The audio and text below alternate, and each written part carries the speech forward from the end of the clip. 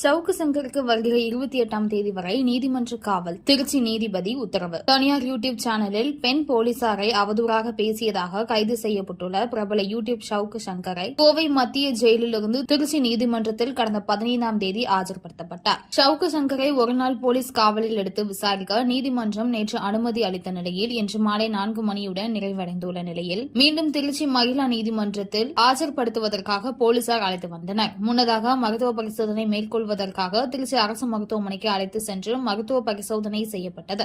பின்னர் திருச்சி மகிழா நீதிமன்ற நீதிபதி செல்வி ஜெயபிரிதா முன்னிலையில் ஆஜரான சவுக்கு சங்கரிடம் விசாரணை முறையாக நடத்தப்பட்டதா, உங்களுக்கு உணவு, தண்ணீர் உள்ளிட்ட அடிப்படை வசதிகள் அனைத்தும் வழங்கப்பட்டதா என நீதிபதி கேட்டார்.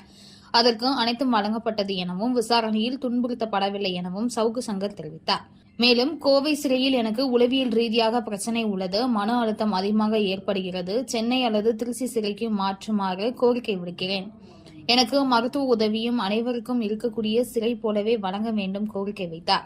அதனை நீதிபதி மனுவாக வழங்க அறிவுறுத்தியுள்ளார். பின்னர் நீதிபதி வரும் 28ஆம் தேதி வரை நீதிமன்ற காவல் எனவும் கோவை சிறையில் அடைக்க உத்தரவிட்டார்.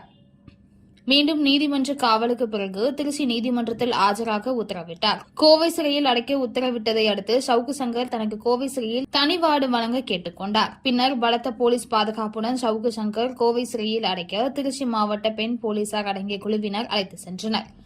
இத்தகவலை நமது செய்தியாளர் ஜூட் திருச்சி மாவட்டத்திலிருந்து தெரிவித்துள்ளார்.